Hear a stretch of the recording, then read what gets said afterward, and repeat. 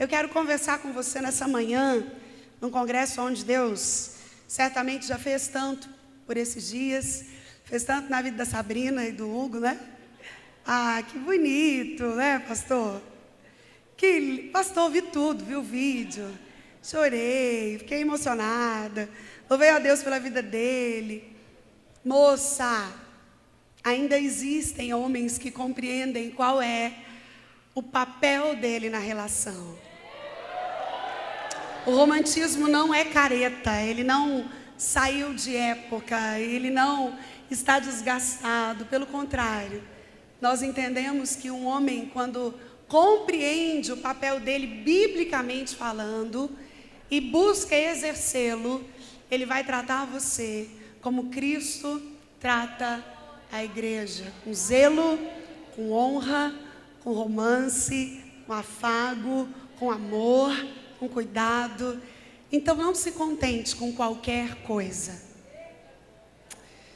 Não se conforme com, não tem tu, vai tu mesmo. Não tem gente assim? É porque tem jovem que quer casar, não quer casar com uma pessoa. Tem uma diferença entre querer casar e querer casar com aquele que você sabe que é o homem de Deus para a sua vida. Tem gente que quer casar com qualquer um. Apareceu, tô dentro. Cuidado.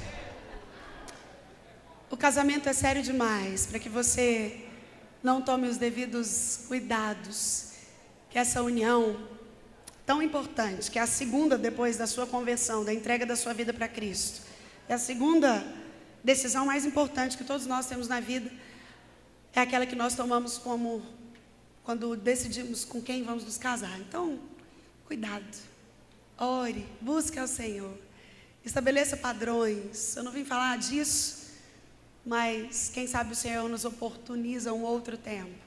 Mas a pessoa certa, uma das credenciais de que você está no caminho certo, é que essa pessoa te faz um crente melhor do que você já era antes dela. Tem gente que era um bom crente até começar a namorar. Começa a namorar, não tem tempo para a igreja, começa a namorar, não quer mais fazer aquilo que fazia, começa a namorar, não vai nos cultos que a igreja tem. Outra dica que eu tenho para você, jovem: se certifique de que a pessoa que você está de olho carrega a Bíblia na mão. Porque quem não carrega a Bíblia na mão, não vai carregá-la no coração. Enfim, tantas coisas. Que o Senhor te direcione nessa decisão que, sem sombra de dúvidas, é a mais importante da sua vida. Você que pode, se coloque de pé para nós fazermos a leitura das Sagradas Escrituras. Eu quero conversar com você sobre os impactos da deformação da sexualidade na sua vida. Nós vamos passar por ideologia de gênero, vamos conversar sobre masturbação, vamos falar sobre prostituição, vamos entrar sobre, vamos falar sobre pornografia. E o meu objetivo é que, ao final desse tempo que nós vamos passar juntos, você compreenda que ondas, modismos, movimentos não podem direcionar, nortear ou trazer o não tem nada a ver para a vida daquele que observa a sua vida conforme as Escrituras sagradas, que é a mesma. A Escritura não muda, ela não é contemporaneizada, ela não é modificada para ficar parecida com aquilo que o século XXI espera dela. Sabe, hoje eu estava vendo algumas pessoas, alguns cristãos, alguns pastores comentando sobre aquele evento, sobre o enredo da escola de samba, Gaviões da Fiel, onde eles falam que o enredo era o tabaco, o tema era o tabaco, mas no meio desse enredo aparece a figura de um demônio grande, vermelho, com dois outros demônios pretos atrás, e esse demônio massacra Jesus, em pleno desfile de carnaval em São Paulo. E a gente assiste ali, não só um ataque ao cristianismo de uma forma tão direta, mas talvez mais assustador do que esses ataques é a postura do crente quando vê aquilo. E aí a gente encontra alguns crentes falando: mas o que tem? Isso é cultura, deixa pra lá, isso é arte. Gente, não tem nada a ver, é carnaval. Deixa eles fazerem assim, porque a gente já sabe da verdade. Jesus venceu o diabo e venceu na avenida também. E aí eu gastei algum tempo nessa madrugada durante o voo ainda vendo alguns comentários. e me assustando o quanto alguns de nós têm se perdido no meio daquilo que são verdades midiáticas. Isso é coisa de quem não sabe quem é, quem não tem identidade. Porque a identidade do cristão, ela é forjada e formada num correto relacionamento com Cristo.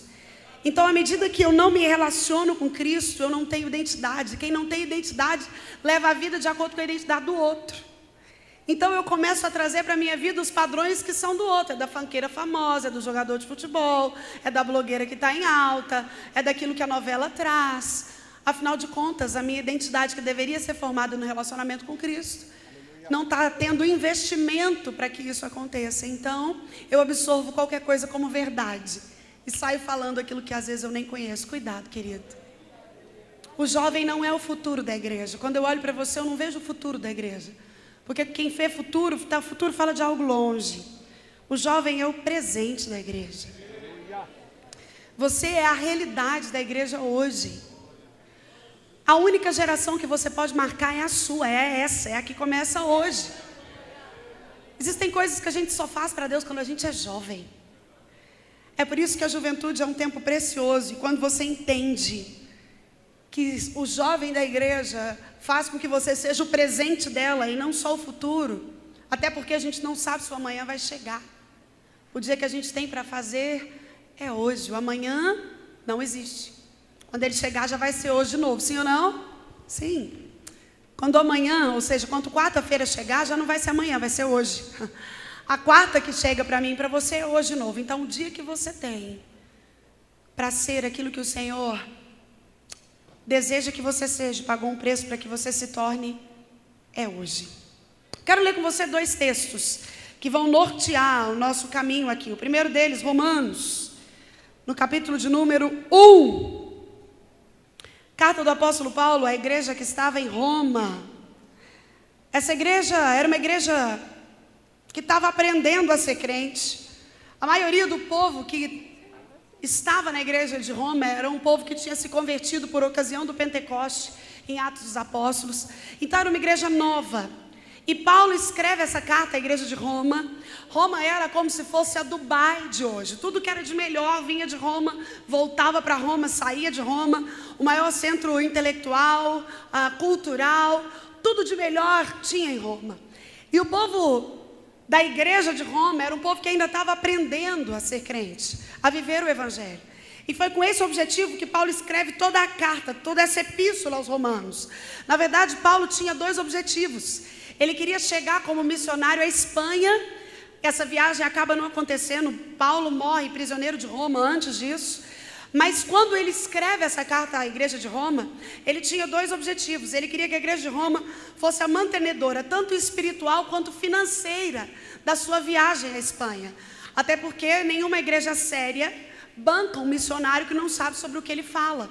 Então Paulo, em toda a epístola aos romanos, ele apresenta o Cristo a quem ele serve e pelo qual ele está disposto a morrer à igreja aos romanos. E aqui no capítulo 1, não será mera coincidência você ter a impressão de que Paulo está falando para a igreja de hoje, de 2019.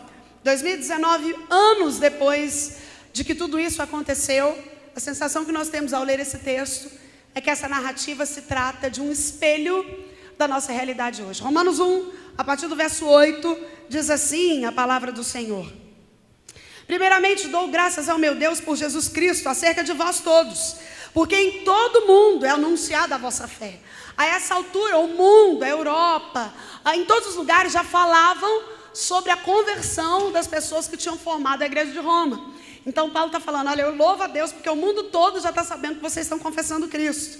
E aí ele continua dizendo, verso 9, por Deus, a quem sirvo em meu espírito, no evangelho do seu Filho, me é testemunha de como incessantemente faço menção de vós, pedindo sempre em minhas orações, que em algum tempo, pela vontade de Deus, se me ofereça boa ocasião de ir ter convosco, porque desejo ver-vos, para vos comunicar algum dom espiritual, a fim de que sejais confortados. Isso é, para que juntamente convosco eu seja consolado pela fé mútua, tanto vossa quanto minha.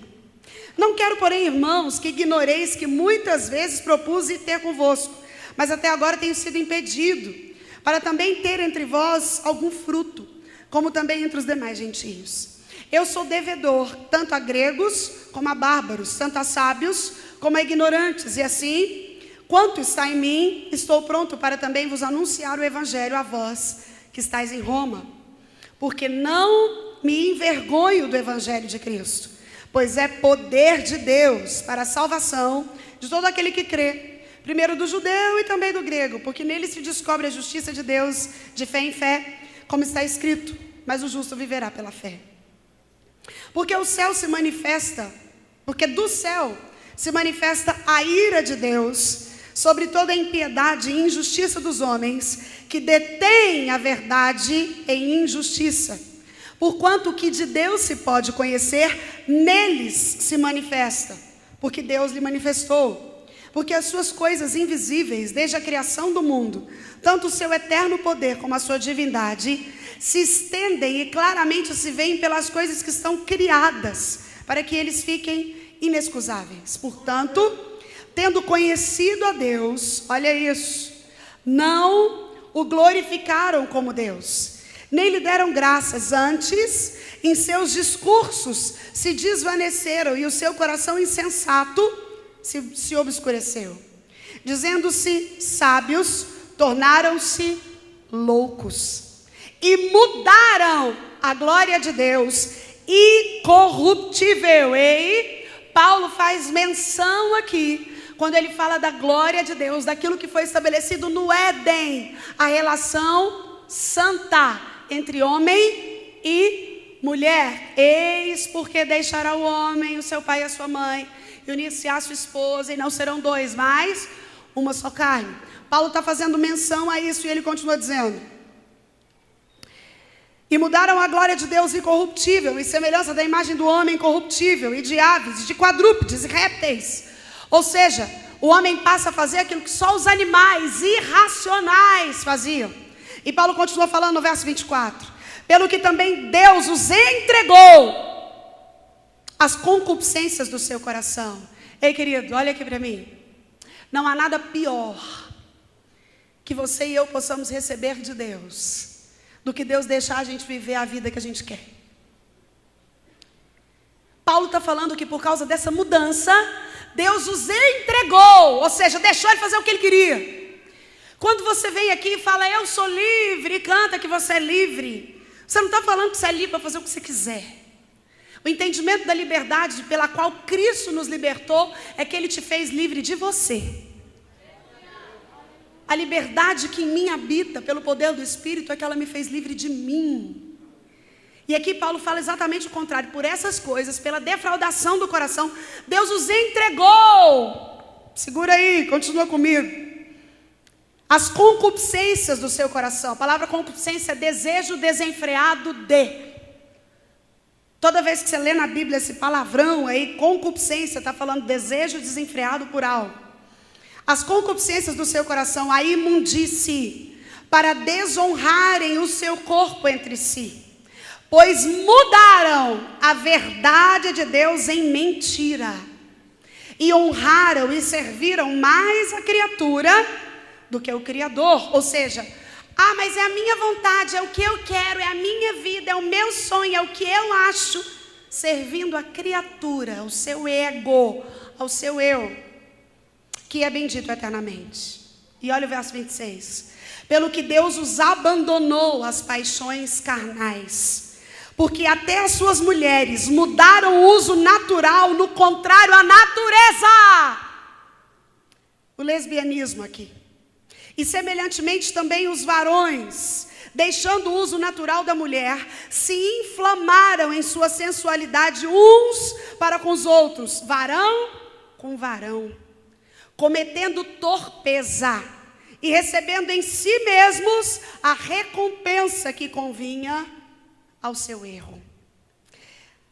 E como eles se não importam de ter conhecimento de Deus, assim Deus os entregou a um sentimento perverso, para fazerem coisas que não convêm, estando cheios de toda iniquidade. Iniquidade, querido, é pecado programado. Iniquidade havia, é por isso que a Bíblia fala que Deus não aceita a iniquidade associada a um ajuntamento solene. A iniquidade é mesmo você estando num culto público como esse, está pensando, é a hora que eu sair daqui eu vou beber uma cerveja. É a hora que eu sair daqui eu vou ter relações sexuais com a minha namorada. A hora que eu sair daqui eu vou no bloquinho ali no fim do dia. Pecado programado, aquilo que eu programo fazer. A Bíblia diz que Deus não aceita a iniquidade programada, a iniquidade associada junto com o culto público. E Paulo fala, verso 29, estando cheios de toda a iniquidade, prostituição, malícia, avareza. Avareza é ser mão de vaca, melhor tradução. Avarento é poder dar e não dar. A avareza fala de ter e não doar. O avarento é alguém que possui e não divide.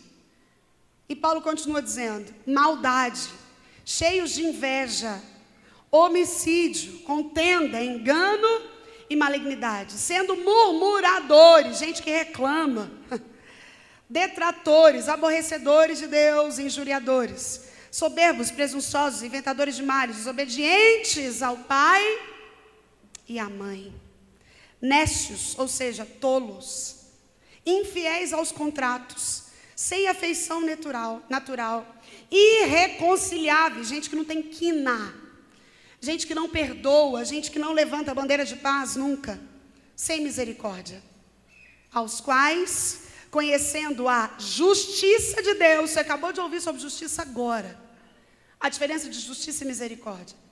Paulo está falando aqui, os quais conhecendo a justiça de Deus, que são dignos de morte, os que tais coisas praticam, não somente as fazem, mas também consentem com os que a fazem. Ou seja, às vezes você nem faz, mas só de você consentir com quem faz, a justiça de Deus pesa. Vamos orar? Senhor, nós queremos te adorar nessa manhã mais uma vez. Render ao Senhor todo louvor, toda honra, toda glória.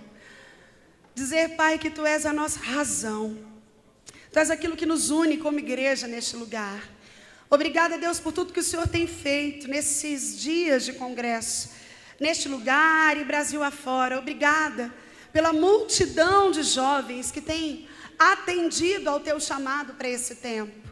Obrigada, Senhor, pela vida do ministério da ADETAG. Obrigada pela vida do pastor Gilson, pastora Dorca. Obrigada por tudo que o Senhor tem realizado na vida dessa juventude. Obrigada, Senhor, pela vida do pastor Lanuel, da pastora Patrícia. Obrigada por esse tempo. Nós somos gratos ao Senhor. E nessa hora, Deus, em que nós abrimos a Tua palavra santa, a minha oração é que o Teu Espírito, que também é santo, fale conosco. Continue falando conosco, Senhor. Eu sei que o Senhor já tem falado tanto, mas uma vez mais, nós te suplicamos. Fale conosco. Quanto a mim, Deus, eu confesso mais uma vez a minha completa dependência do Senhor para ministrar essa palavra. Que somente a Tua voz, a voz do Teu Espírito, seja ouvida no nosso meio. Fala conosco, Senhor. É a nossa oração em nome de Jesus o Cristo. Amém. Você pode se assentar, querido?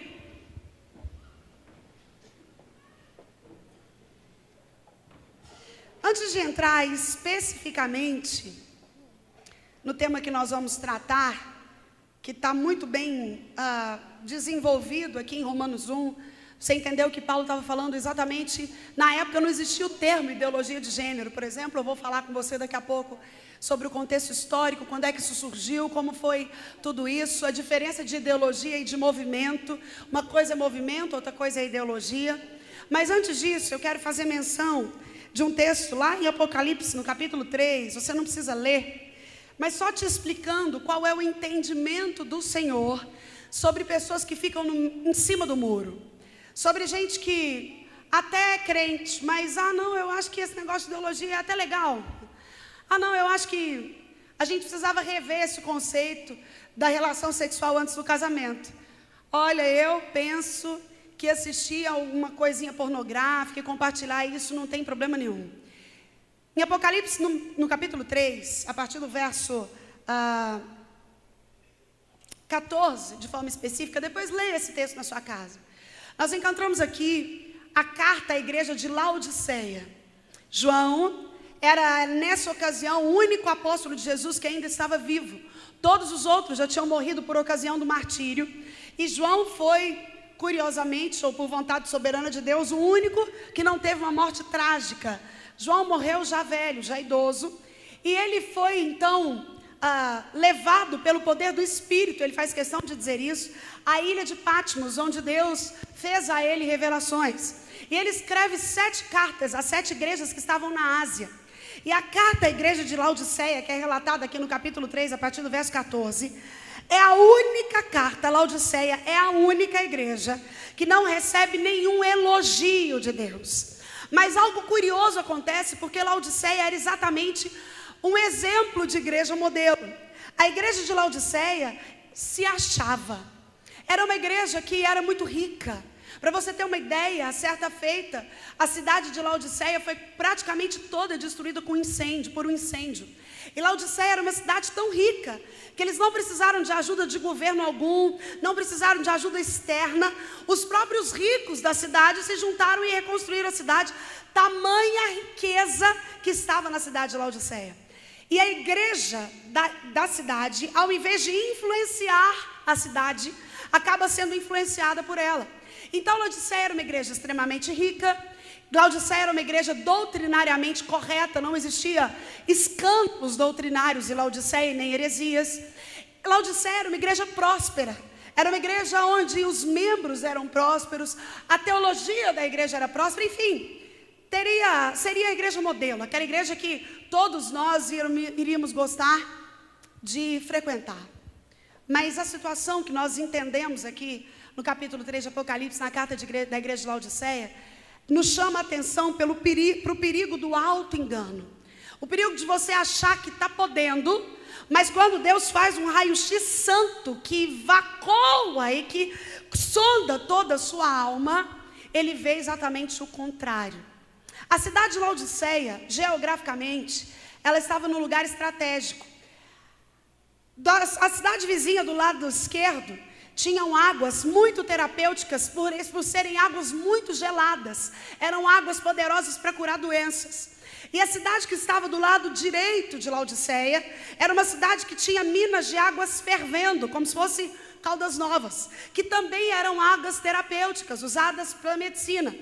Mas, curiosamente, na cidade de Laodiceia havia um cruzamento dessas duas águas.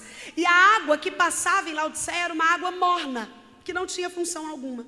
Juntava a água quente de um lado com a água gelada de outro, que ambas eram muito terapêuticas e muito usuais, mas a água que era formada em Laodiceia era uma água morna, que não tinha uso. Laodiceia também tinha uma peculiaridade. A maior fábrica de tecidos finos daquele tempo, ou seja, a roupa mais moderna, mais linda e mais desejável, era fabricada em Laodiceia. Eles tinham a melhor fábrica de tecidos. Também na cidade de Laodiceia, tinha-se o maior centro oftalmológico do mundo naquele tempo. Os melhores médicos oftalmologistas que cuidam dos olhos estavam em Laodiceia e lá se fabricava um colírio muito famoso. E como Deus é lindo, e Ele sempre faz questão de se fazer entendido por quem o ouve, Ele escreve essa carta à igreja de Laodiceia, falando exatamente assim, a eles, ao anjo da igreja que está em Laodiceia, essa coisa diz, a testemunha fiel e verdadeira, eu sei as tuas obras, olha isso, que nem és frio, nem és quente. Assim, porque és morno, Jesus está falando para essa igreja, vocês são mornos igual a água que está na cidade. Assim, porque és morno, vomitar-te-ei da minha boca. Como dizes, rico sou, estou enriquecido, e de nada tenho falta. Deus está falando dessa igreja rica, de uma cidade rica. Mas para mim, és pobre, cego e nu. Eu te disse que a igreja achava que era rica. Jesus fala, você é pobre. Eu te disse que lá fabricava o melhor tecido, a melhor roupa. Jesus olha e fala para mim, vocês estão nus. Eu te disse que eles tinham o melhor colírio, o melhor centro oftalmológico daquela época. Deus olha e fala para mim, vocês são cegos. E aí ele continua falando, aconselho-te que de mim compres ouro provado no fogo, para que te enriqueças, e vestes brancas para que te vistas, e não apareça a vergonha da tua nudez. e que unja os teus olhos com colírio, para que vejas. Jesus faz uma contrapartida entre aquilo que a cidade achava que era e aquilo que Deus de fato via que a igreja era. Mas sabe o que é mais lindo? É que depois de identificar o problema, Jesus não é como você e eu, que a gente vê defeito nas pessoas, critica as pessoas, mas não tem solução para elas. Já viu gente assim? É ótimo para apontar o problema, mas não sabe sair do problema. Deus fala, vocês são cegos, pobres, cegos e nus, apesar de acharem que são ricos e têm a melhor roupa e o melhor colírio. Mas essa é a realidade de vocês. Só que tem uma coisa, Laodiceia: tudo aquilo que vocês necessitam para mudar a história de vocês, eu tenho para dar. E ele fala, aconselho-te que de mim compres ouro refinado no fogo. Ou seja, o tesouro que eu vou te entregar não é corruptível. Venha que eu vou te dar vestiduras brancas. Ou seja, o melhor tecido, a melhor roupa de vocês não resolve, mas a roupa que eu te colocar muda a sua vida. E eu te aconselho que você venha até mim e encontre o colírio que vai mudar a sua forma de olhar. O que eu estou te dizendo é que, às vezes nós estamos no auto-engano de tantas coisas. Mas o nosso Cristo não é só aquele que nos aponta o engano, nos mostra a falha e nos escancara a realidade, para nos gerar discernimento daquilo que é e que não é. É que depois de fazer isso, de nos permitir ver aquilo que de fato nós temos errado, ele se aponta e se apresenta como a solução para tudo aquilo que nós precisamos. Eu fiz questão de falar sobre isso no início e fazer essa leitura depois de já ter lido Romanos 1, exatamente para te dizer que, quem sabe, você está vivendo agora, ou já viveu, muitas das coisas que eu vou começar a citar. E talvez ninguém sabe, só você e Deus. As pessoas que te olham acham que estão vendo uma Laodiceia. Lindo, rico e cheio de uma forma linda de ver a vida.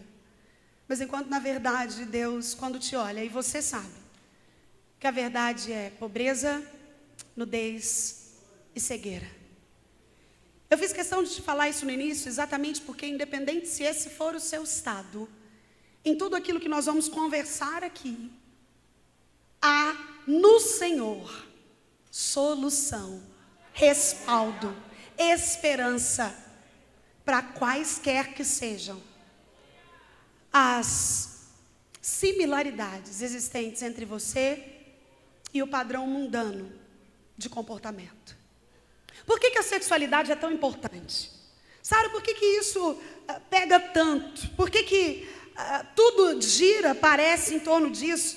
Talvez você já tenha ouvido tantas vezes aqui nesses 4 dias de evento sobre santidade, e você ouve pessoas falando, e por que isso é tão importante? Quando nós falamos de sexualidade, nós estamos inevitavelmente falando de 2 coisas que operam na nossa natureza, alma e corpo.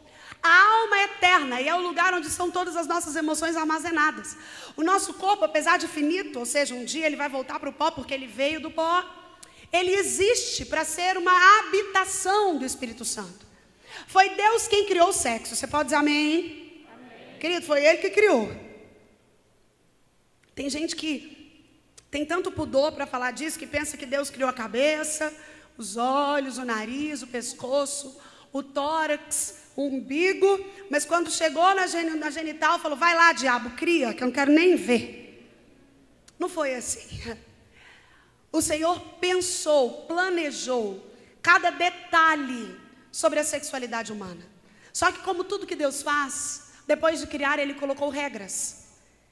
Se você é solteiro, você é abstinente, ou seja, você não faz. Você não tem vida sexual ativa. Você não usufrui disso, que foi criado para ser uma bênção dentro do casamento. Se você é solteiro, você é abstinente. Se você é casado, você é fiel.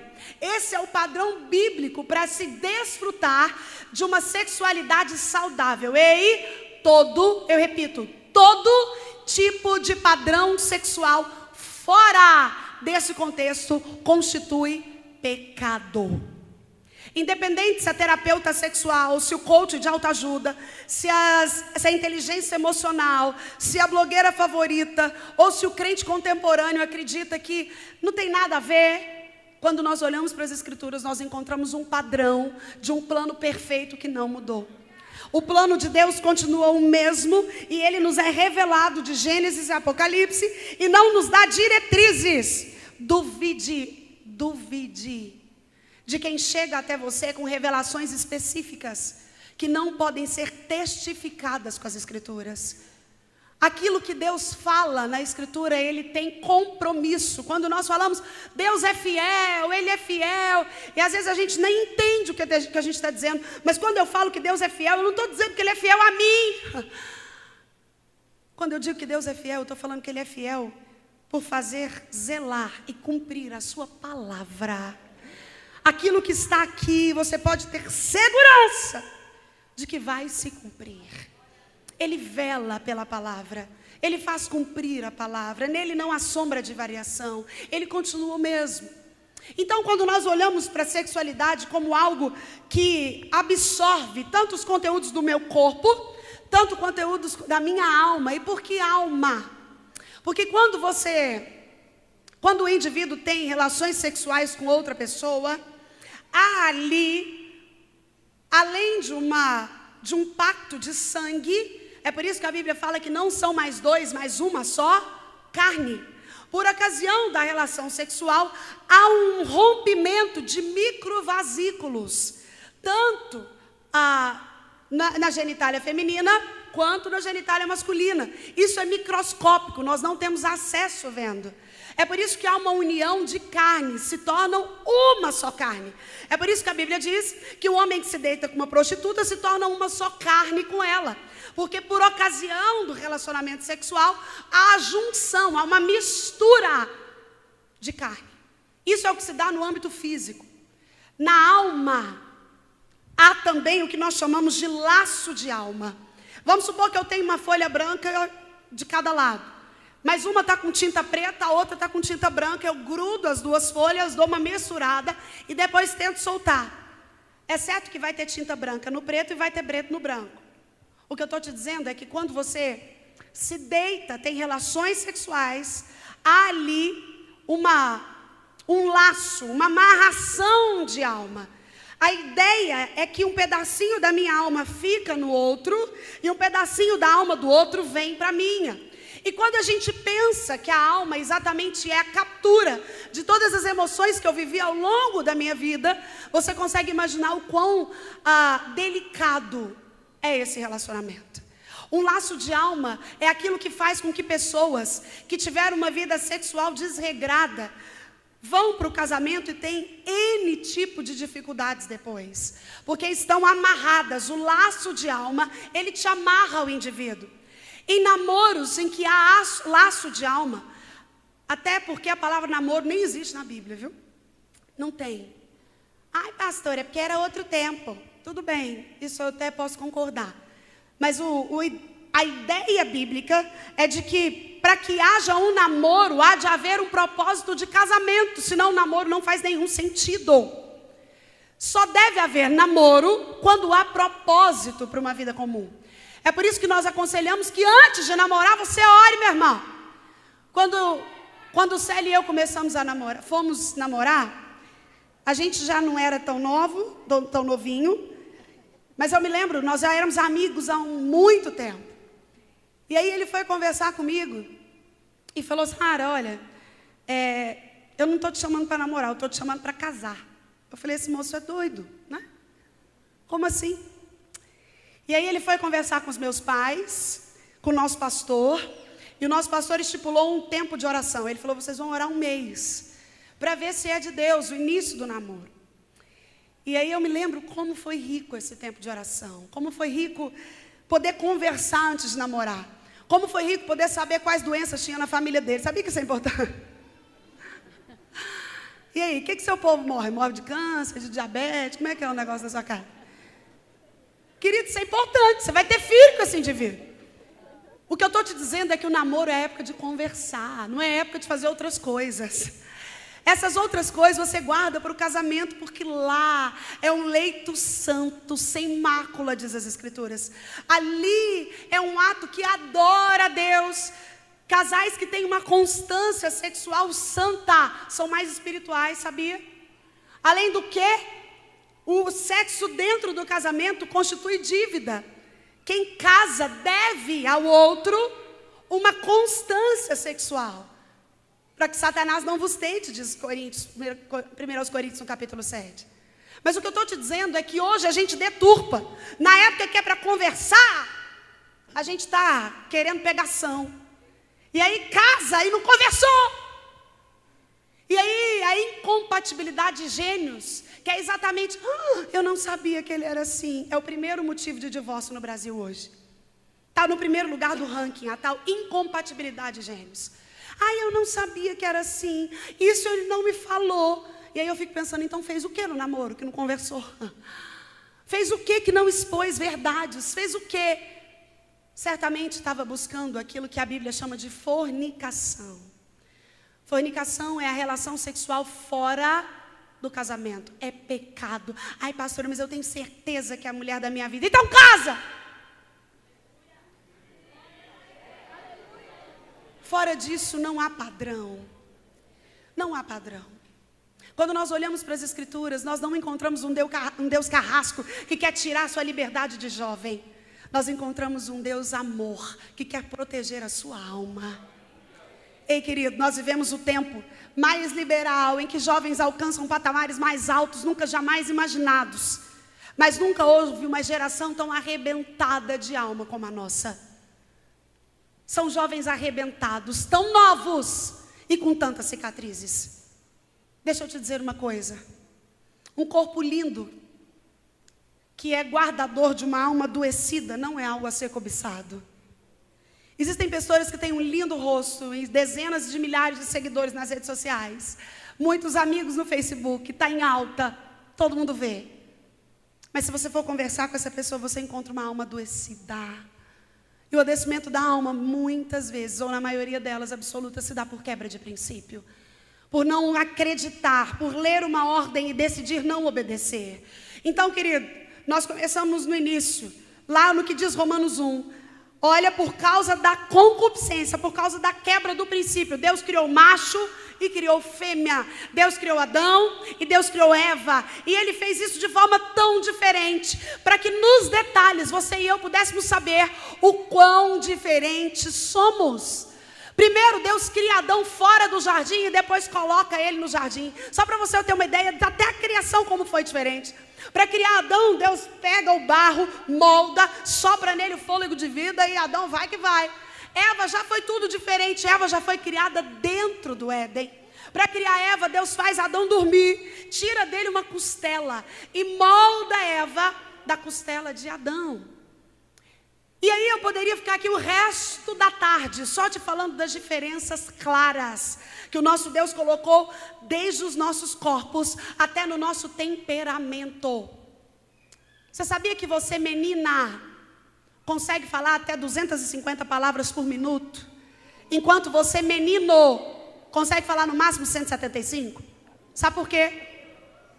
Porque quando uma mulher está grávida de uma menina, o primeiro músculo que se desenvolve é o músculo da língua.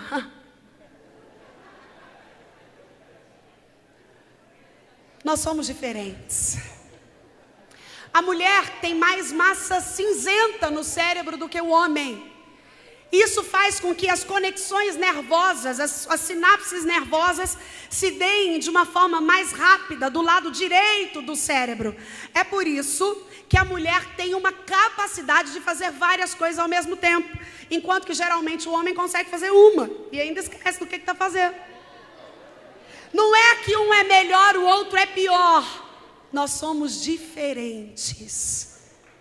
A mulher consegue conversar no celular, segurar um menino, mexer uma panela, jogar um negócio no lixo e ainda escuta o que a amiga está conversando lá. O homem precisa focar em uma coisa. Ele foca e pronto, é sobre aquilo que ele está falando. E se você mudar de assunto, às vezes eu percebo meu esposo, né? Eu estou falando de livro, aí ele está me acompanhando. Eu estou falando amor, então o livro. Aí daqui a pouco eu falo, nossa, falar em livro, tem que buscar a Ana Luísa. Aí ele fala, pois é, e o livro? Eu falo, amor, já mudei de assunto, estou falando da Ana Luísa agora. E ele, então, mas aí o livro, que tem a capa preta. Deus nos fez diferentes. Ele nos fez com uma fisiologia diferente. O nosso corpo é diferente. a nossa estrutura é diferente.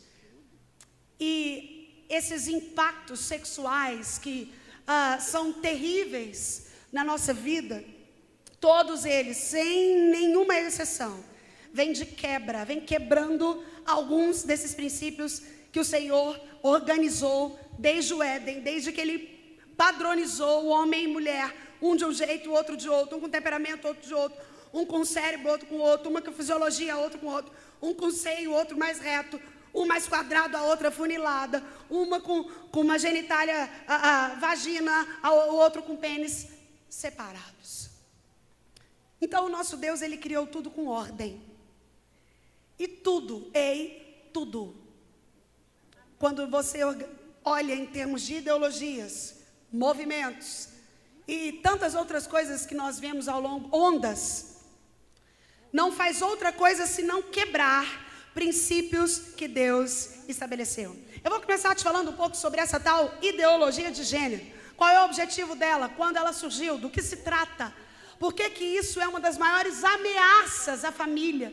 E isso inclui você. Por que que você, como jovem, dentro da universidade que você vai cursar, dentro dos lugares onde o Senhor te colocar, precisa se posicionar sobre esse assunto, biblicamente falando, sendo respaldado. Não um jovem alienado que vai na onda e vai porque todo mundo faz e faz porque todo mundo está fazendo e curte porque todo mundo está curtindo. Mas alguém que entende daquilo que é falado, porque tem um padrão, uma diretriz, que são as Sagradas Escrituras. A tal ideologia de gênero, e para definir ideologia, eu preciso considerar dois conceitos, pelo menos. Um é o conceito de ideologia e outro é o conceito de movimento. Algumas ideologias, algum assunto pelo qual as pessoas lutam, acabam virando movimentos. Foi assim, por exemplo, com o movimento hippie. Foi assim com o movimento Woodstock, que pregava sexo, drogas e rock and roll, que teve o seu auge entre as décadas de 40 e as décadas de 70. As pessoas tinham ideologia, elas queriam uma liberdade sexual, uma liberdade de corpo, onde o uso liberal das drogas traria sensações de liberdade. Então essa ideologia, ou seja, esse pensamento, foi disseminado num grupo de pessoas e acaba virando um movimento, onde países são alcançados por eles. Então, algumas ideologias se tornam movimentos, mas às vezes muitos movimentos nascem sem uma ideologia. Existem movimentos que nascem por nascer. O tal movimento feminista, que teve 3 ondas no mundo, ele nasce, a princípio, sem uma ideologia determinada. O que aquelas mulheres queriam era só ter direito a votar, elas queriam poder trabalhar, elas não tinham um ideal de ser igual, não era isso, a ideia primária da primeira onda, lá em 1920. Mas isso acaba desencadeando um movimento que gera a mulher empoderada da pós-modernidade. Uma mulher que se perdeu no meio do seu papel. Uma mulher que deixou de entender aquilo pelo que Deus a criou no Éden. E aí a gente encontra essa sociedade que a gente encontra hoje, onde casos como o do Hugo e da Sabrina não deviam ser exceção, deviam ser regra. É o entendimento da coerência entre aquele que caça e o que é caçado. Você entende o que eu estou dizendo? Quantos homens, meu esposo e eu aconselhamos, jovens homens, que dão testemunhos do tanto que é difícil ser homem, porque a mulher não espera. Ela vai atrás, ela dá em cima, ela corre, ela manda e-mail, faz sinal de fumaça, fala, ei, estou aqui disponível, pelo amor de Deus, me queira. E eles têm falado, olha, é difícil ser homem nesse tempo, porque se inverteu as coisas. Ei, queridos, se a gente pudesse fazer uma interpretação que não é inteiramente teológica, ou não dá toda essa base teológica aqui nas Escrituras, mas se nós fôssemos olhar pela ocasião da criação, quem perdeu a costela foi Adão ou Eva, querido? Adão. Então quem tem que procurar? Deus fala primeiro com o homem. Ai, pastora, mas olha, ele falou comigo, eu tenho certezinha, então vai orar. Ora até que Deus fale com ele. Muito do movimento feminista tem ocasionado dificuldades terríveis no nosso tempo, que tem culminado em divórcios. mulheres autossuficientes que não respeitam seus maridos. Isso é criado na juventude, quando você escuta a primeira coisa, das primeiras vezes para sua mãe: ó, minha filha, eu estou te criando para você ser independente, nunca depende de homem. Não há nada de errado com isso. Eu acho uma bênção você ter a sua carreira, você ter a profissão, você ter os seus sonhos pessoais, desde que isso não roube aquilo pelo que você de fato foi criada, jovem. Desde que você entenda que tudo isso que você almeja ser, sonha ser, jamais deve estar acima daquilo que você foi criada para ser. Então, a ideologia começa com isso. A ideologia cresceu tanto porque ela faz uma diferença entre sexo e gênero. A ideologia de gênero fala que o sexo é biológico, enquanto a ideologia fala de um padrão social. Então, o que a ideologia de gênero prega é que, apesar de você ter nascido menina, com DNA de menina, com genitália de menina, com cérebro de menina, você pode decidir no meio do caminho, ou seja, se adequar a um padrão social e ter atitudes, práticas, desejos e escolhas que são de menino. Então, a ideologia social, ela segmenta, a ideologia de gênero, ela segmenta sexo e gênero. Uma coisa é o biológico, ou seja, uma coisa é o corpo que eu nasci. Outra coisa é o que eu quero ser. É isso que a ideologia de gênero prega. Ela faz essa distinção, ela separa. E dentro da ideia da ideologia de gênero, é possível você nascer com um corpo, se estranhar no meio do processo, e apesar de estar num corpo de menina, querer ser menino. Ou apesar de ter um corpo de menino, um DNA de menino, características masculinas, querer ser menina. É por isso que a ideologia de gênero tem tomado conta de todas as áreas. E eu quero te dizer que isso não é novo. Quando nós estudamos Karl Marx, quando nós estudamos o comunismo na União Soviética, nós já encontrávamos ali ideias para a destruição da família. Lá, o marxismo sabia que se ele sexualizasse as crianças, a família seria destruída. E isso durante um tempo valeu na União Soviética. Eles liberaram as relações, falaram: olha, vocês podem ter relações o tanto que vocês quiserem. Se das relações de vocês nascerem filhos, pode deixar que o Estado cuida. Porque para esse tipo de gente, um homem chamado Henry Morgan, que foi o precursor disso tudo e que tinha as suas ideias fundamentadas em Marx, ele trazia a ideia de que a família não era estabelecida pela renação de sangue. Então não interessa se o seu irmão nasceu da mesma barriga da sua mãe, se ele é filho do mesmo pai e da mesma mãe. Isso não estabelece família entre vocês. Essa era a ideia desse homem que desencadeou nesse desdobramento que hoje é a ideologia de gênero. A ideia é que ninguém é família, todo mundo é livre. E foi se desdobrando, e hoje nós vivemos essa geração que no início do século XIX, na era primitiva, era somente algo, um pensamento fechado. Hoje é algo livre, que até pouco tempo atrás, as nossas crianças nas escolas públicas do Brasil estudavam acerca da ideologia de gênero. E elas eram levadas a entender que mesmo ela tendo corpinho de menino, se ela quiser ser menina, não tem problema nenhum. Que a gente não precisa de um banheiro para menino e um banheiro para menina, uma vez que é o tempo da ideologia de gênero, ou seja, não manda o sexo que foi atribuído a você por Deus através do seu DNA, manda o aspecto social, ou seja, a forma como você se vê. Então, se você se vê menino estando num corpo de menina, ou se vê menina estando num corpo de menino, você pode usar qualquer sanitário, afinal de contas, todo mundo é igual.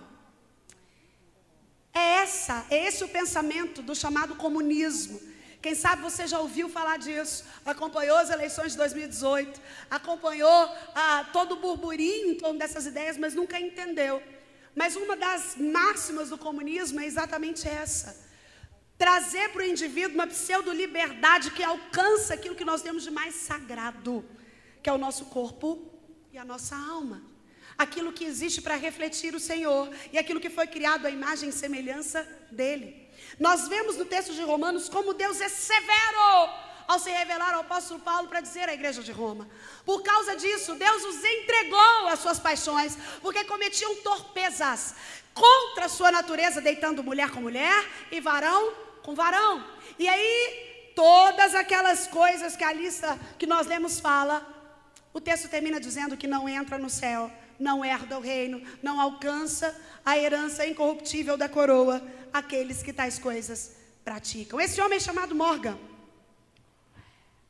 ele se estende pelos meios universitários. É por isso que a faculdade é um tempo que você precisa se guardar, querida. As estatísticas são assustadoras.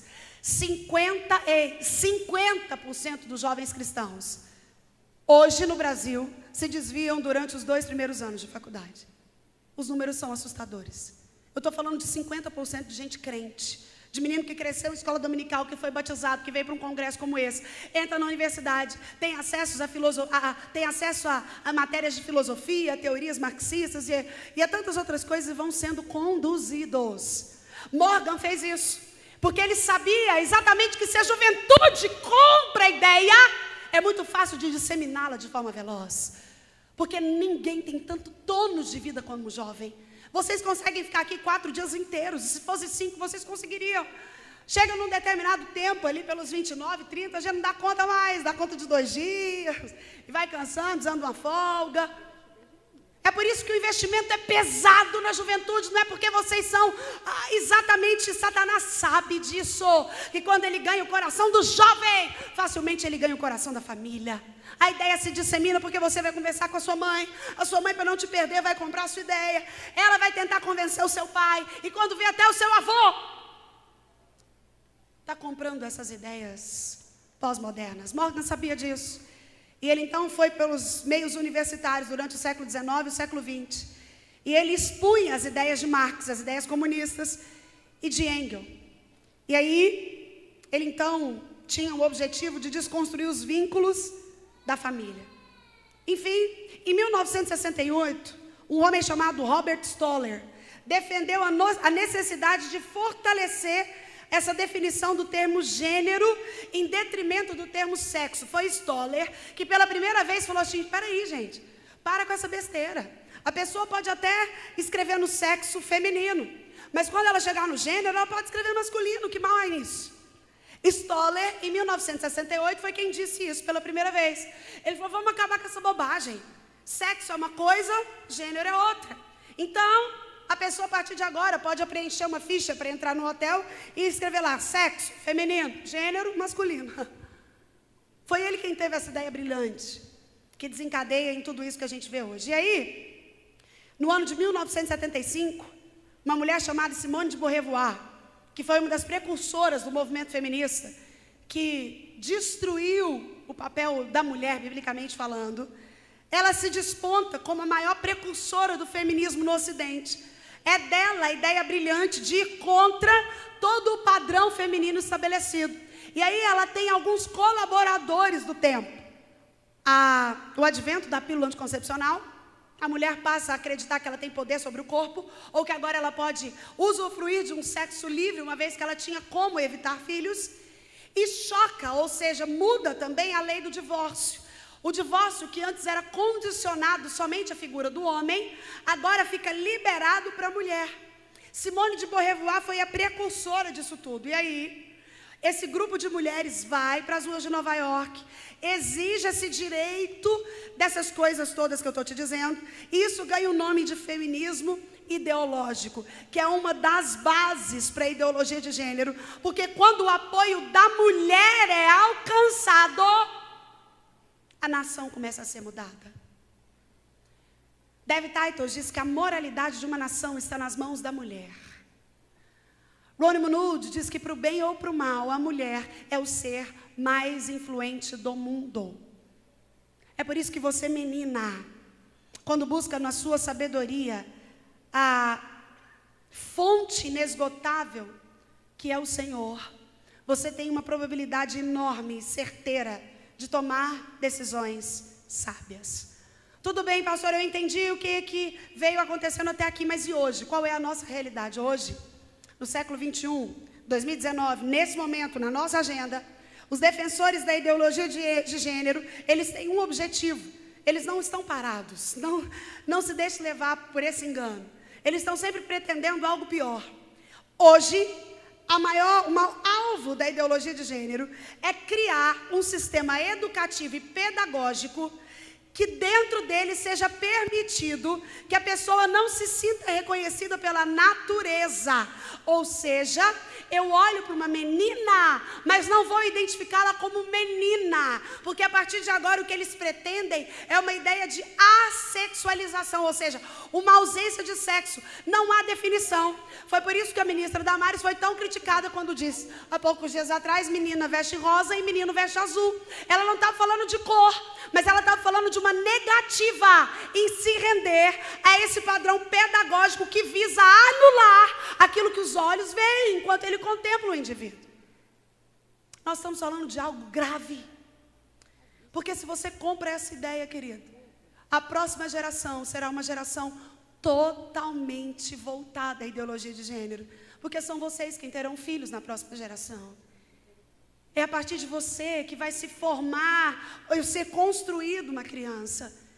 E se você compra essa ideia hoje, muito rapidamente, em uma ou duas gerações, nós veremos aquilo que aconteceu na Europa alguns anos atrás. Um esfriamento quase que completo das igrejas. Um Deus tão longe. E na Europa, onde aconteceu a Reforma Protestante, e na Europa, onde aconteceram tantas situações lindas do cristianismo, hoje há um esfriamento, porque uma geração falha em passar o bastão do amor a Cristo e a sua igreja para a próxima. Querido, a importância de você entender sobre a ideologia de gênero é porque o bastão do amor a Cristo e a igreja dessa geração está nas suas mãos. E uma hora você vai precisar passá-lo. Há 2019 anos da história da igreja, pessoas têm cumprido os seus papéis de passar o bastão do amor a Cristo e a igreja para a próxima geração. É por isso que a gente está aqui. Mas se essa geração compra a disseminação da ideia da ideologia de gênero, se essa decisão que é acompanhada do aniquilamento da família, porque a ideia é que o indivíduo não é mais uma pessoa digna de respeito por ser homem ou mulher, mas é uma pessoa substituída por um alguém. Você entende a diferença? Há uma diferença quando eu falo, fulano, busca isso. Ou quando eu falo, tem alguém que pode buscar isso? Alguém é qualquer pessoa. Alguém é, tanto faz quem busca. Alguém é, não importa, eu não estou dando uma função específica para as pessoas. Essa é a visão da ideologia de gênero. Transformar pessoas que são a imagem e a semelhança de um Deus que primeiro te amou, te fez, te projetou, em alguém. Alguém que pode até escolher o nome. Existem alguns lugares. Esses dias eu vi uma reportagem de um casal na Irlanda, que a criança nasceu, e eles não colocaram o nome na criança. Eles deixaram a criança decidir quando ela quiser, que nome que ela quer ter. Porque eles não sabem se ela vai querer ser chamada de menina, se ela vai querer ser chamada de menino. E eles acharam muito lindo deixar que ela decida quando ela se perceba menino ou menina. Eu estou falando de coisa que está acontecendo hoje. E você, jovem, é a voz para esse tempo, para se levantar, seja na universidade, seja na sua roda de amigos, seja nas suas redes sociais, com o entendimento daquilo que é correto, daquilo que é plano inegociável de Deus. Você entende que quando essa ideia é comprada, o objetivo final é alcançado, que é a destruição da família. Se não há gênero, não há família. Se não há sexo definido, não há família. Isso já tem se disseminado, uma pesquisa da PUC do Rio Grande do Sul, de 2 anos atrás, feita com jovens brasileiros que têm entre 17 e 30 anos, sobre o futuro que eles desejam, assustadoramente, traz a estatística de 52% dos jovens brasileiros, eu estou falando de metade mais 2, não desejam se casar. Eles querem conhecer o mundo, eles querem viajar, eles querem ter carreiras brilhantes, mas eles não querem ter família. Se no meio desse processo eles se encontrarem com alguém bacana, juntas as escovas de dente, vendo o que dá, se não deu certo, cada um vai para o seu caminho e está tudo certo de novo. Esse é o pensamento do jovem moderno. Eu estou falando de uma coisa que já acontece na geração que você vive, 2019. Então, só há uma esperança para que pensamentos como o da ideologia de gênero, e sabe por que você precisa conhecer esse? Porque quando a gente achar que conseguiu aniquilar esse, pode estar tranquilo que vai surgir outro. Satanás não desiste, ele é milenário, ele trabalha assim ao longo dos anos. É por isso que você não pode ser dentro dessa geração totalmente plural e informada, alguém que não conhece o Evangelho, porque a única forma de refutar essas ideias é conhecendo a verdade. Se eu não conheço a verdade da Bíblia, eu não tenho como ter argumentos para ir contra ela. Ai, pastor, sabe o que é? Eu não fiz psicologia. Não estou falando nada de psicologia. Quando eu terminei psicologia, nem se falava em ideologia de gênero. Estou falando de um entendimento, de uma missão atribuída por Deus a você, de conhecê-lo através das Escrituras. É como a Bíblia diz, conhecer e prosseguir em conhecer o Senhor, para que quando essas ondas cheguem, ela te pegue prevenido. Peraí, não é isso que a Bíblia diz. Peraí, esse pensamento não condiz com o que as Escrituras acrescentam. Peraí, eu não consigo alcançar. Esses dias eu recebi na minha rede social, pastor, você acha que tem jeito de ser crente comunista? E aí o povo tem me pegado com umas perguntas ultimamente, viu, pastor? Que algumas eu não ando muito querendo responder, não, porque aí a gente responde, depois vai dando tanto de desdobramento, e rede social é terra de ninguém. Mas você acha? O comunismo é um pensamento só. O que é isso? A igreja tem que respeitar se eu for comunista e crente. Eu não tenho tempo para falar aqui tudo que eu falei para ele lá, mas eu falei para ele alguns tópicos do que a Bíblia traz como princípios inegociáveis e que são completamente refutados ou confrontados pela ideia do comunismo. Então você decide. Se você acha que há coerência, eu não tenho como ser juiz da sua consciência.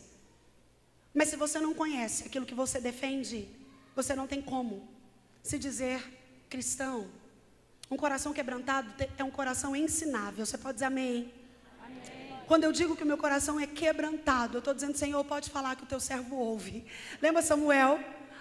Samuel escutava Deus chamando e ele acordava, ia lá em Eli e falava, Eli, você me chamou? Eli falou, não, dorme, não te chamei. Pela segunda vez, Samuel escuta Samuel, e ele vai em Eli, e aí, você me chamou? Não chamei, menino, dorme. Mas pela terceira vez que Samuel escuta, ele fala, peraí, tem algo acontecendo. Como é que é isso? Samuel fala, eu estou lá dormindo e eu escuto Samuel. Aí ele falou, então da próxima vez que você ouvir, você vai falar, fala, Senhor, porque o teu servo ouve. E assim Samuel fez. E eu estou falando daquele que foi o maior juiz, o maior profeta da história de Israel, o menino Samuel. Um coração quebrantado é um coração disponível para ouvir o Senhor. Eu não estou falando só de ouvir o que o Senhor fala num congresso como esse. Eu estou falando de ouvi-lo no secreto da sua casa, quando você abre a Bíblia e lê. Tem jovem que fala, pastor, sabe o que é? Deus é tão calado comigo, tão calado. Não fala nada, para mim ele não fala. Não escuto nadinha. Aí eu pergunto logo, e qual foi a última vez que você leu a Bíblia? Porque é impossível um leitor da Bíblia perceber um Deus calado. Quando eu leio a Bíblia, eu escuto a voz de Deus. Quando eu leio a Bíblia, Ele se revela a mim. Quando eu leio a Bíblia, eu conheço esse Deus. A ideologia de gênero vem quebrar um padrão comportamental criado e que afeta aquilo que é tão precioso para o Senhor. A sua alma, as suas emoções e o seu corpo, criado à imagem e à semelhança dele. Muito rápido é que eu vou voar e encerrar. Eu quero passar por coisas que às vezes a gente vê e acha que não tem nada a ver porque todo mundo está fazendo. Todo mundo acha que está bem. Primeiro eu quero falar muito rápido sobre masturbação. Masturbação é pecado, sim ou não? Mas por quê? É sozinho. Ninguém vê. Eu te disse exatamente que Deus colocou padrões dentro da sexualidade para que você possa se preservar. O sexo fala de uma atitude entre um casal abençoado pela lei de Deus, ou seja, um pastor abençoou, e pela lei dos homens, ou seja, foi lá e casou num cartório. É dar a César o que é de César e dar a Deus o que é de Deus, aí a bênção do Senhor é alcançada. Masturbação é um ato egoísta que se faz sozinho. Não há mutualidade de entregar. E não há como haver esse tipo de prática pensando numa árvore, por exemplo. pensando e cantando o hino da igreja. Quem faz isso faz pensando em alguém que não é seu. Vê uma foto que não é sua mulher. Vê uma foto que não é o seu marido. Masturbação não convém àqueles que querem se santificar para o Senhor. É pecado. Ai, pastora, mas eu vi a sexóloga dos Altas Horas falando que é muito necessário o autoconhecimento.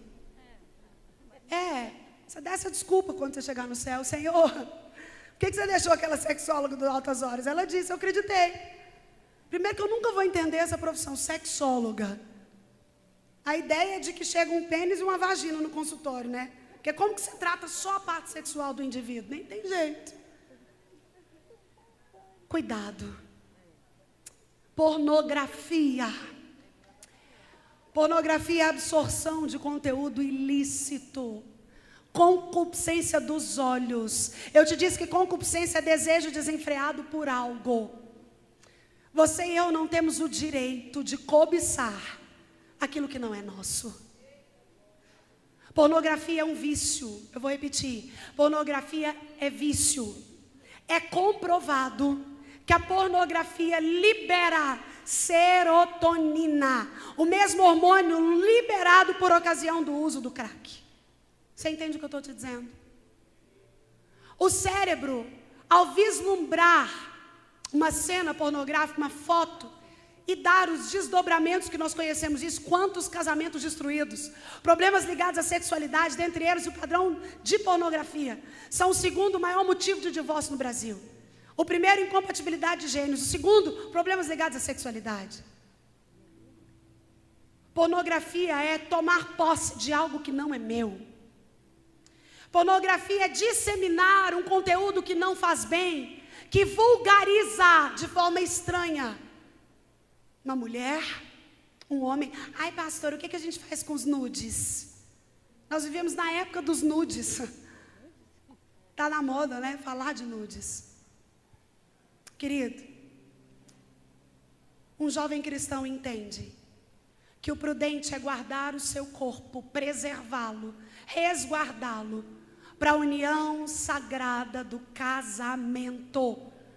A concupiscência dos olhos faz com que você atropele padrões. E sabe o que a Bíblia diz? Se os seus olhos forem bons, todo o seu corpo será bom. Mas se eles forem maus, todo o seu corpo habitará em trevas. Pessoas que têm prática pornográfica são vistas como viciado. Nós, quando trabalhamos casais dentro do casamento, em que há queixa de pornografia de um dos cônjuges, nós tratamos da mesma forma que nós tratamos um dos nossos alunos na casa de recuperação. Porque a atitude cerebral é a mesma. Cuidado com aquilo que você permite que os seus olhos vejam. Sabe por quê? Porque a primeira vista pode até ser inevitável, mas a segunda já é escolha. Às vezes eu olho e não estava esperando e vi. Mas decidir voltar e dar a segunda olhada é uma escolha que eu posso evitar. Cuidado com a pornografia. Cuidado com aquilo que você acessa nas suas redes sociais. Cuidado com aquilo que você compartilha no seu WhatsApp. Cuidado com aquilo que as suas mãos alcançam. Prostituição, e aqui eu quero encerrar. Antigamente, falam que a prostituta é a profissão mais antiga que existe. Porque antigamente precisava se pagar para ter um sexo diferente, satisfatório. A ideia de que a minha esposa na minha casa era só para ser uma linda serva. Mas aquela relação mais aquecida, os homens tinham com as mulheres da vida, chamadas prostitutas. Hoje, a prostituição, nesse tipo de visão, caiu muito. Porque não se precisa mais pagar por isso. Pessoas fazem sem cobrar nada. Prostituição é todo tipo de relação sexual fora da Constituição Santa do casamento. Quando você se deita com um homem que não é o seu marido, ou quando você, menino, se deita com uma moça que não é a sua esposa, e tem relações sexuais com ela, há ali um ato pecaminoso de fornicação e prostituição. Fora isso, nós temos as deformidades sexuais, que são tantas. Pedofilia, relação sexual com criança, crime. Zoofilia. Você sabia que um índice altíssimo de DSTs, doenças sexualmente transmissíveis, são comprovadamente resultado da relação adoecida entre homens e animais? Zoofilia.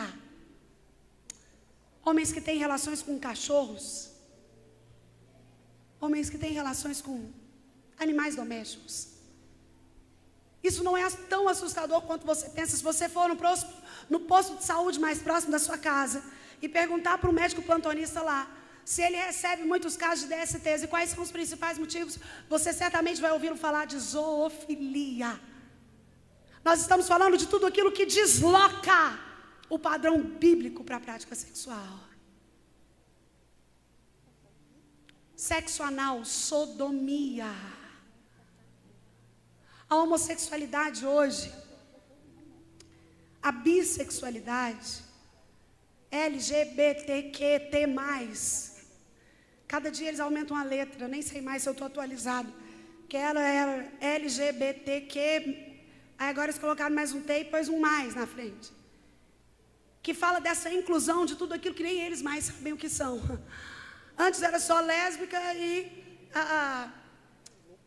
homossexuais do sexo masculino. Hoje é menina que fez cirurgia para virar menino, mas que agora gosta de menina. Hoje é menino que fez cirurgia para virar menina, mas agora está gostando de menina. E aí eles vão misturando tudo nessa sigla, ou seja, qualquer prática sexual que você tenha, vem para cá que aqui é seu lugar. A Bíblia dá nome aos bois. Prática sexual anal.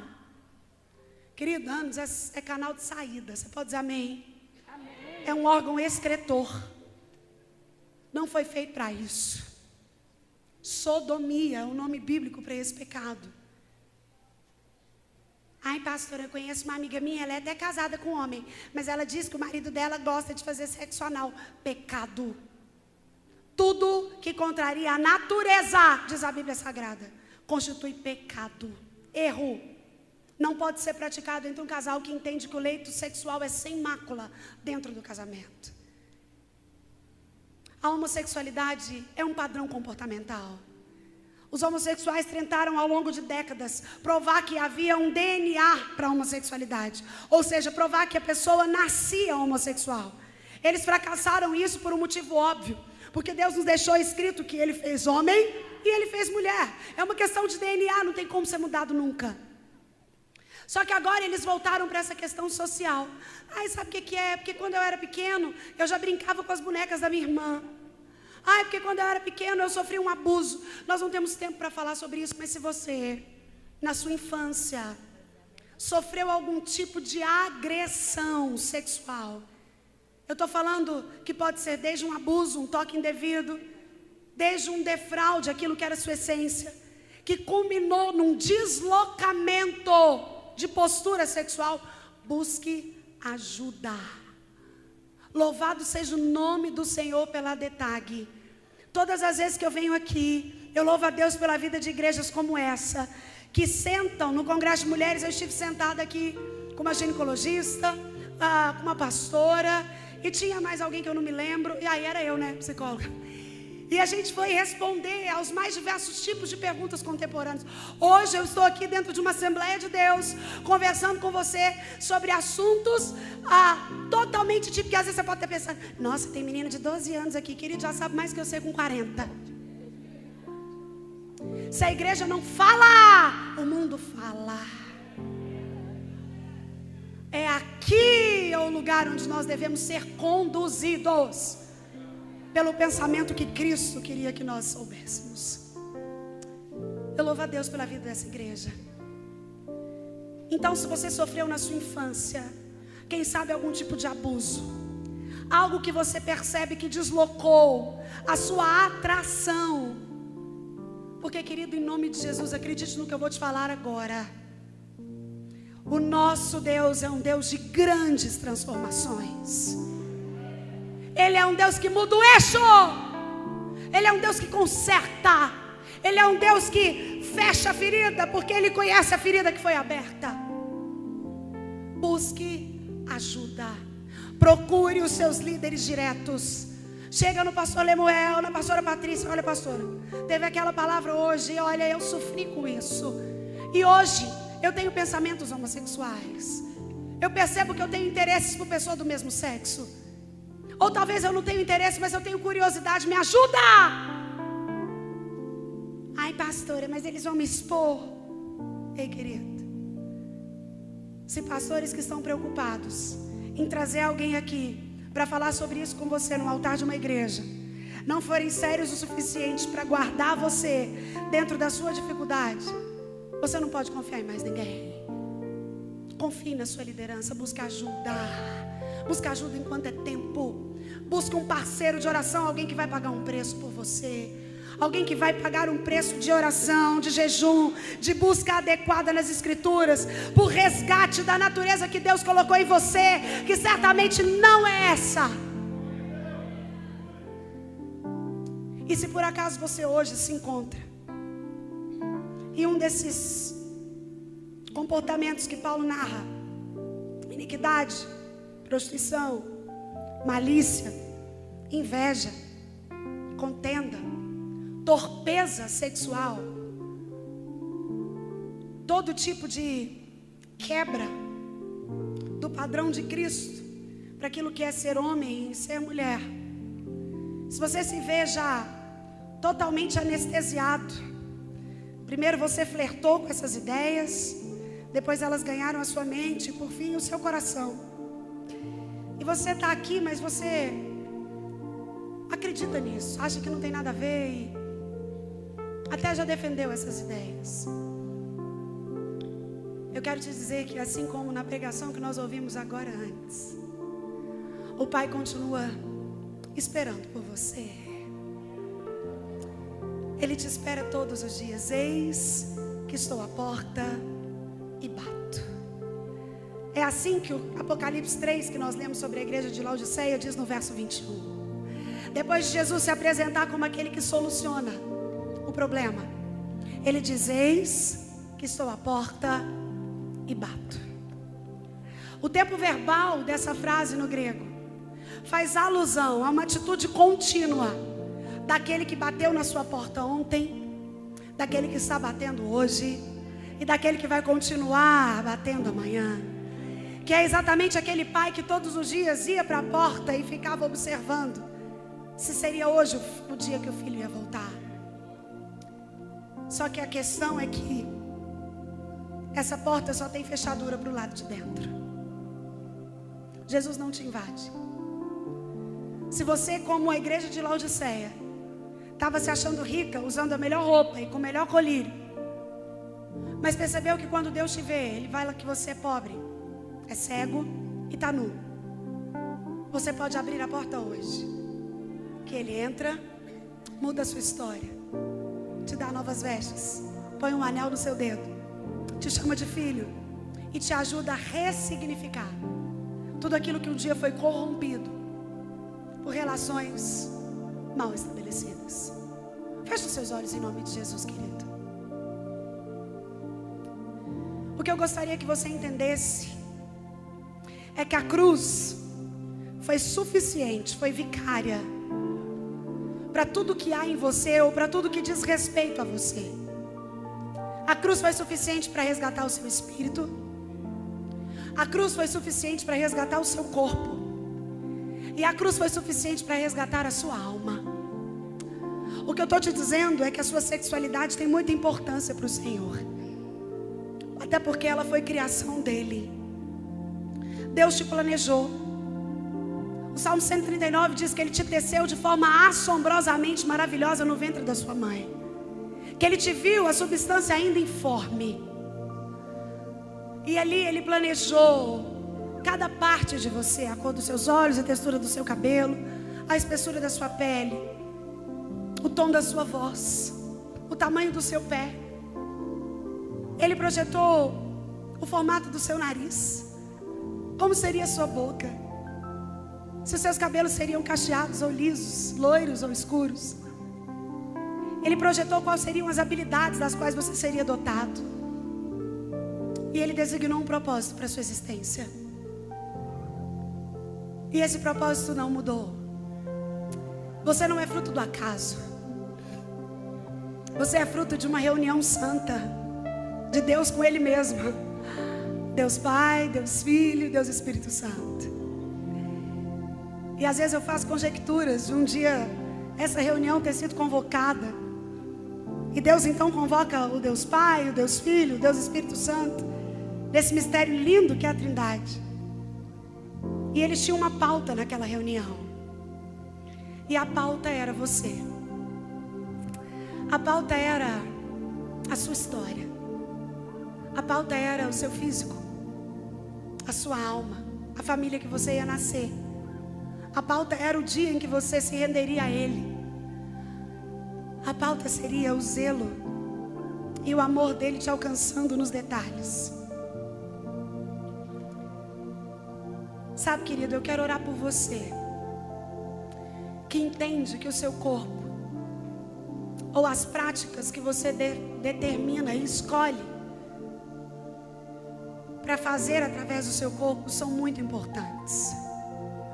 Eu quero orar por você que entende que Deus delimitou um padrão e que esse padrão não foi mudado pela ideologia de gênero, como nunca será mudado por nenhum tipo de movimento, onda ou ideologia que surja. Eu quero orar por você que nessa manhã, tarde, quer pedir para que o Senhor te fortaleça, quer pedir para que Ele te ressignifique, quer pedir para que Ele te dê sabedoria. Eu quero orar por você que, ao olhar para o seu corpo, para a sua alma, percebe algumas rupturas por concessões que você fez. Quem sabe por não saber, por não conhecer, ou por não ter se percebido forte o suficiente para resistir. Eu quero orar por você que entende que essa batalha começa na sua mente. E é por isso que você precisa guardá-la. Eu quero orar por você que não quer só passar por essa geração, mas que quer marcá-la com o verdadeiro evangelho, para ter a confiança e a certeza de que você vai conseguir passar o bastão do amor a Cristo e a sua igreja para a geração que vier depois de você. Eu quero orar por você que não só é contra a ideologia de gênero, mas que quer se comprometer a, uma vez amparado biblicamente por esse assunto, se posicionar quando for solicitado e não ficar calado como a média. Você que nessa tarde decide fazer a diferença. Você que nessa tarde, eu quero orar muito rápido por dois grupos de pessoas. Primeiro, aqueles que se veem de alguma forma mutilados no seu corpo ou na sua alma por quebra de padrões. Ai, pastora, você está me expondo, hein, querido? Te expor é te deixar com a incerteza do céu. Te expor é não deixar com que você saia daqui com certeza de que há resgate na graça, independente daquilo que você já fez. Eu quero orar por você que precisa de um bálsamo na alma, que precisa de um ressignificado no seu corpo. Você que sente algum tipo de acusação por algo que você já fez, sai do seu lugar e vem aqui que eu quero orar com você. A palavra de Deus diz que nenhuma acusação há para os que estão em Cristo Jesus. Mas para isso você precisa admitir que precisa. Deus trabalha com reconhecimento. Vem aqui que eu quero orar por você. O fato de você vir aqui não me diz nada além de um reconhecimento de que você é humano, você é gente, você é carne, você é jovem. Sai do seu lugar que eu quero orar por você que tem dificuldade com pornografia. Sai do seu lugar e vem aqui que eu quero orar com você que já fez laço de alma e hoje se vê aprisionado por uma relação que acabou e com medo de não ter um casamento frutífero por causa daquilo que você já fez. Sai do seu lugar que eu quero orar com você que tem pensamentos homossexuais, que sente atração. Ei, isso aqui não é um tempo de exposição, isso aqui é um tempo de curar. Há aqui uma ação sobrenatural do Espírito Santo de Deus. Intercessor, começa a orar por cura, por libertação, por nova história. Sai do seu lugar que eu quero orar por você. O Senhor quer mudar a sua trajetória. Ele quer consertar o seu pensamento. Ele quer te capacitar para esse tempo. Ele quer mudar as pessoas que estão ao redor de você. Ele quer que você seja um agente no lugar onde Ele tem te colocado. Mas para isso, primeiro, você precisa estar curado. Eu quero orar por você que tem dificuldade com a ideologia de gênero, que está com pensamento moderno para esse mundo. Sai do seu lugar e vem aqui que eu quero orar por você. Ei, querido, não fique no seu lugar, vem aqui. Eu quero orar por você que tem história com prostituição. Sai do seu lugar e vem aqui que eu quero orar por você que tem vício em masturbação. Sai do seu lugar e vem aqui que eu quero orar por você. A hora é agora. O momento de entender o pecado e abandoná-lo é a juventude. É a partir daquilo que o Espírito Santo é poderoso para fazer hoje que um casamento saudável está garantido, que uma relação feliz está garantida, que filhos sem a mácula estão garantidos. Vem aqui que nós queremos orar por você. Ei, intercessor, abraça esse jovem. Diga a ele que ele é precioso. Ministre sobre a mente dele. Ministre cura. Ministre libertação. Ai, pastor, eu tenho um monte de dificuldades dessas, mas eu tenho vergonha. Ei, querido, vergonha você tem que ter de não entender que ser santo não é uma condição para chegar no céu. Ser santo é uma ordem. Sede santos, porque eu sou. Sem santidade ninguém vê a Deus. A igreja é o lugar de nós tratarmos as nossas mazelas. Aqui é o lugar de você reconhecer e decidir abandonar aquilo que te acusa. Sai do seu lugar que eu quero orar por você que tem sentido culpa por não conseguir controlar aquilo que a sua mente pensa. Você sente batalhas diárias na sua mente. Você não queria, mas quando você menos imagina, o pensamento promíscuo, o pensamento lascivo, o pensamento prostituído, o pensamento pornográfico vem à sua mente. Por vezes te desperta no meio da madrugada. Sai do seu lugar e vem aqui que eu quero orar por você. Em nome de Jesus nós vamos ministrar a libertação desse vício.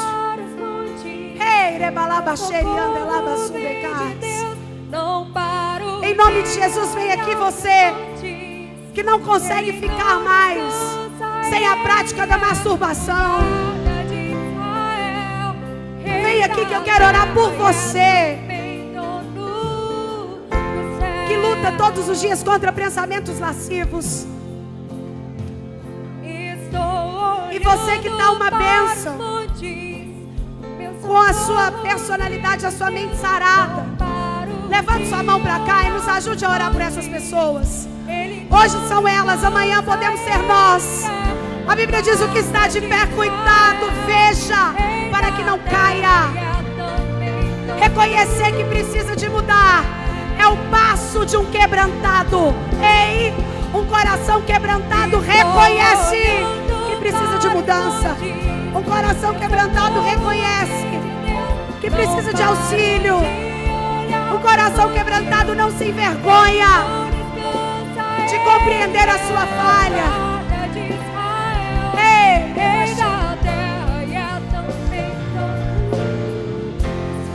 Deus, Tu és poderoso, Senhor. Todo o poder está em Ti. E é o Senhor que quebra as correntes dessa manhã. É o Senhor que cura, que sara as feridas. É no Teu poder, meu Pai, que nós clamamos. É no Teu poderoso poder que nós clamamos, Pai. Porque a Tua glória despedaça o jugo. A Tua glória despedaça o jugo.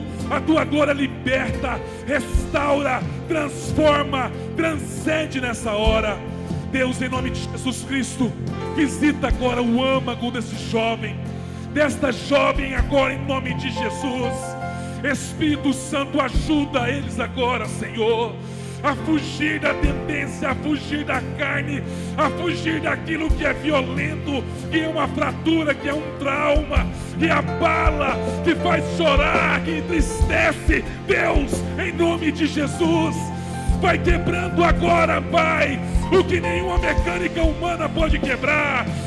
Vai espedaçando agora o que nenhuma patologia é capaz de quebrar, mas a tua glória despedaça o jugo. Deus, em nome de Jesus, liberta agora, Pai. Sara agora, Senhor. Salva agora, Deus. Meu Deus, renasça das cinzas, meu Pai. Renasça das cinzas, meu Deus. Uma nova árvore, um novo fruto, com o poder do Espírito Santo, em nome de Jesus, como profeta, Senhor. Nós clamamos agora e pedimos, Deus, que o Senhor olhe para esses jovens com misericórdia. Deus, nós pedimos agora, Senhor, que como meu Pai, o Pai amoroso, receba, Pai, o filho pródigo e Sara, Pai. Sara, Senhor, cura, meu Deus, cura. Sara, meu Deus, restaura, ressignifica agora. Deus, em nome de Jesus. Deus, em nome de Jesus. E haja agora, Pai, consolo e o bálsamo de Gileade seja ministrado, meu Deus.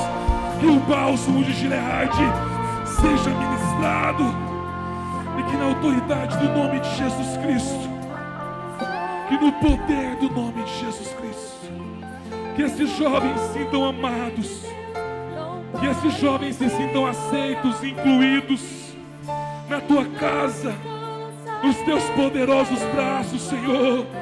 Abraça agora, Deus, afaga, que eles possam sentir um amor, meu Pai, um amor que nós não entendemos, um estranho amor, uma estranha graça agora, Senhor, que cura, meu Pai, que adiciona, que multiplica, que não mais divide, que não mais defrauda.